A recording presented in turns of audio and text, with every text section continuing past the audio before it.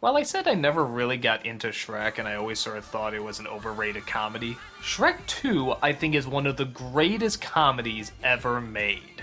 Its attention to detail, its speed, its jokes, its puns, its visuals, its characters, its pacing, its timing. This is a comedic marvel. I could watch this movie a million times and never get tired of it.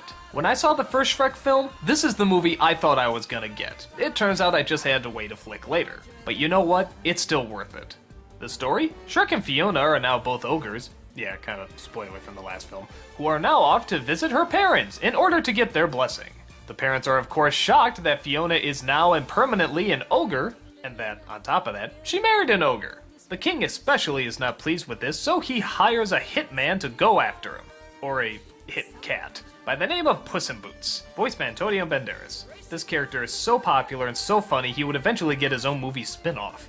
We also find out there's a subplot going on with an evil fairy godmother, and a prince named Prince Charming, who want to seize control by having Fiona marry him instead of Shrek.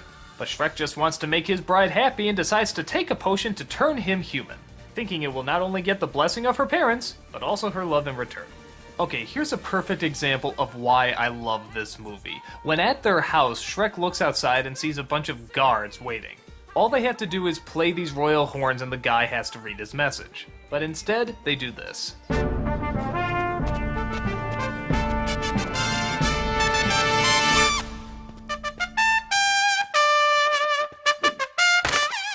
Enough, Reggie. Just that one little tidbit. This movie is full of great moments like that. Tons of little touches here and there. Every second is trying to throw a joke at you, and the majority of them hit bullseyes. These are well thought out and well put together.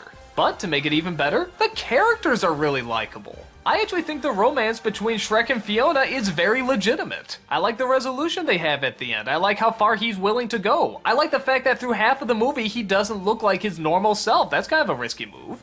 Donkey is funny. Yeah, I actually found Eddie Murphy hilarious in this, cause, I don't know, they gave him funny things to say. They also continue those great ideas with the fairy tale world, like they go to Far, Far Away, which looks like Beverly Hills. There's a low-down bar where all the fairy tale villains hang out, called the Poisoned Apple. Isn't that a great name?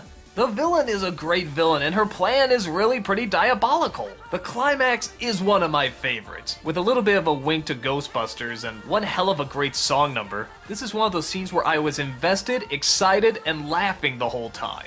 I've talked about it before in the past. I don't even know what else to say about it. It's just so good. And if you really get angry at me for not thinking Shrek is one of the best comedies of all time, take some comfort in that I think the sequel is. It had great heart, it had great comedy, it had a great story, it had great characters, it had great animation. It's just great.